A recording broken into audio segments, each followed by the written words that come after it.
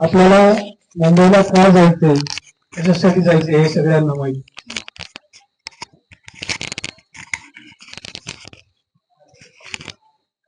तसं सगळ्या गावामध्ये खूप प्रमाणात जनजागृती झालेली आहे आणि जे तरुण मुलं आहेत ते तर कोणीच घरी राहणार नाहीत. आणि तुम्हाला खरं सांगू का एका मिनिटात की आपल्याला मुंबईला कशाला जायचंय.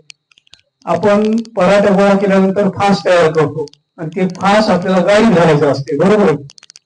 मग गाडी घातल्यावर आपण त्याला सोनीला आवडतो आणि शेवटचा एकदाच आपण काय करतो, सगळे मिळून जीव लावून त्याला ओढतो आणि त्याची गाठ बांधतो.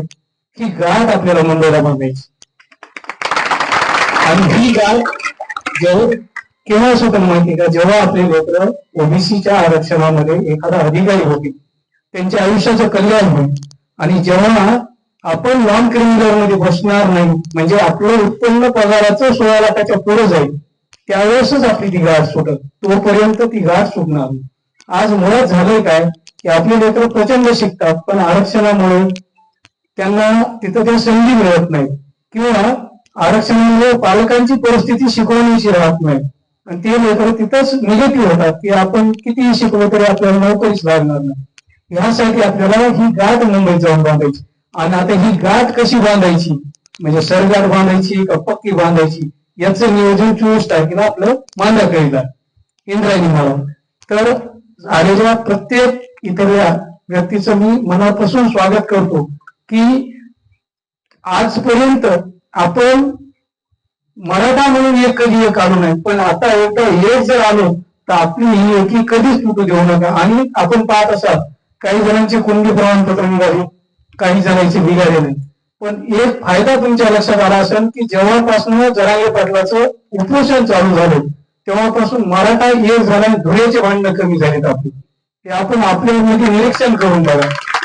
धुळ्याचे भांडणं कमी झाली, बावतीचे भांडणं कमी झाली, हा पण प्रचंड मोठा फायदा आहे. तरी मी आलेल्या सगळ्या मराठा सेवकाच्या वतीनं मी आपल्याला हात जोडून विनंती करतो की 24 तारखेच्या बैठकीत आपण इंद्रायणीच्या माळावर या. तिथूनच आपल्याला इथून नियोजन ठरवायचं की मुंबईला कसं जायचं काय. आणि आलेल्या प्रत्येक जण जे मुंबईला येणार आहे ते सगळेजण छान नियोजन करा, एकमेकाची काळजी घ्या, कारण तिथं प्रचंड गर्दी असणार आहे. आलेल्या प्रत्येकाला एकमेकाला सांभाळा आणि आपल्याला हसत खेळत जायचंय, हसत खेळत वापस यायचे, आरक्षण घेऊनच यायचे, इतकं मात्र ठाम. अशा पद्धतीने सगळी आपल्या सोबत ज्या लागणाऱ्या वस्तू आहेत, जे वयोवृद्ध येतात त्यांनी त्यांचे औषध गोळ्या या सगळ्या आपल्या सोबत घ्याव्यात, जेणेकरून तिथं आपल्याला कुठल्या गोष्टीची अडचण शक्यतो ते येणारच नाही, पण आपलं सगळं सामान आपल्या सोबत असावं अशी मी आपल्याला विनंती करतो आणि माझं लांबत चाललेलं मनोगत थांबवतो. जय